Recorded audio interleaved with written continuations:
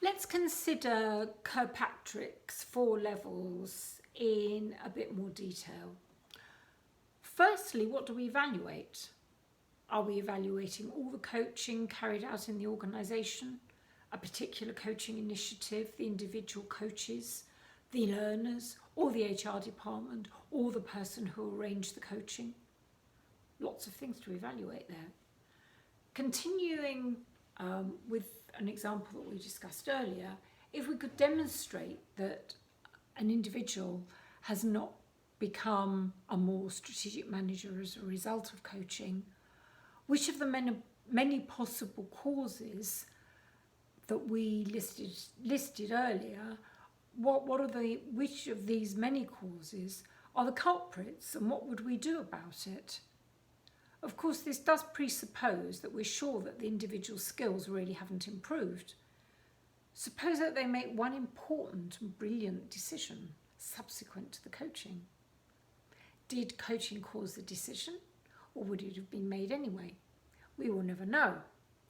But it could have justified a lifetime of coaching and many times the actual expense. Another issue of measurement is that it's frequently pointless to ask what business results were achieved as a result of coaching, because the goal of coaching may be one of preventing mistakes, errors, defects and wastes, rather than correcting them. As is the case with training, it is sometimes the case with coaching that the true measure of its value lies in the cost of its absence rather than the benefit of its presence. So we have seen there is a problem of knowing exactly what to evaluate. The next issue is what to do with the results of formal structured and expensive after the fact evaluations. What would you do, for instance, if you commissioned a formal evaluation and it revealed that the money you spent on coaching was wasted? Do you know why it has not worked? Can you correct the defects? Would coaching be cost effective if you can correct the defects? Suddenly, having got an answer to what seemed to be a key question, one finds they are only the foothills of a whole mountain range of questions, which are even more costly and time-consuming to resolve.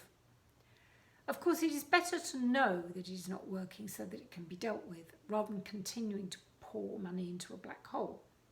It's not suggested you shirk the issue, but rather that you consider these facts carefully before undertaking an evaluation. Another issue relates to the concept of value. To evaluate coaching is to determine its value, but value can be relative depending upon the individual perception.